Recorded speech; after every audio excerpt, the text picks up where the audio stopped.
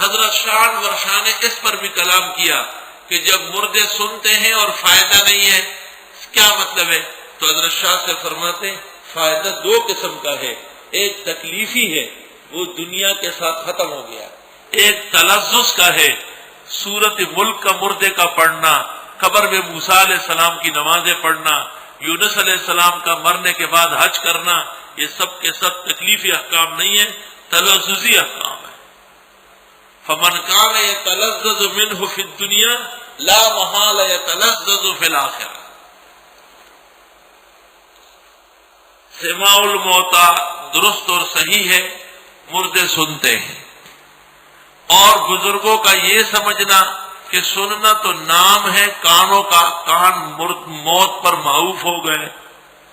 کبھی کہتے آپ کو کمرے میں بند کرتے ہیں اور دروازے بند کر کے دیکھتے آپ سن لیں، تو یہ اعتراضات ہم اور آپ پر نہیں ہے، محمد الرسول اللہ صلی اللہ علیہ وسلم پر ہے، جنہوں نے کہا ہے مردے سنتے ہیں، اور نبی پر اعتراض امتی نہیں کرتے۔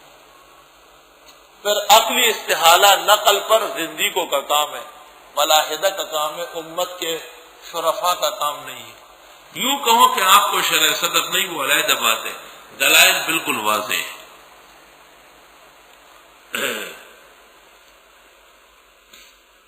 دارالعلوم دیوبند کے مسلک کے بزرگوں میں سے مشہور ہے کہ حضرت گنگوئی، مولانا مفتی عزیز الرحمان اور مولانا مفتی کفایت اللہ سماع الموتیٰ کے قائل نہیں ہے، لیکن یہ بات درست نہیں، غلط ہے۔ ان بزرگوں کی اپنی اپنی تصنیفات میں سماع الاموات کا ثبوت ہو چکا ہے۔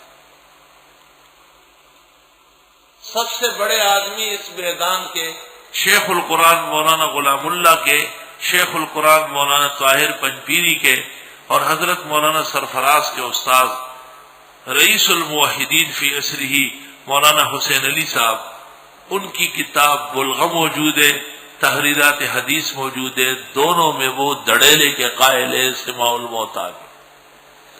ہم حیران ہیں کہ ان بزرگوں نے انہیں پنجپیر مولانا غلام اللہ قاضی شمس الدین عنایت اللہ شاہ، انہوں نے سماع کہاں سے سیکھا ہے کہ عدم سماع پر زور دے رہے ہیں۔ ان میں مولانا غلام اللہ حد درجے مضبوط عالم، نہایت معتدل، صحیح المسلک انسان تھے، دلیل و برہان سے واسطہ رکھتے تھے، باقی تمام علماء کا احترام کرتے تھے۔ پنجپیر مولانا کا مطالعہ ان سے وسیع ہے، لیکن ان کے مشرب اور بیان میں غیر معمولی ناحق درجے کی شدت تھی، جس سے فائدہ کم ہوا ہے۔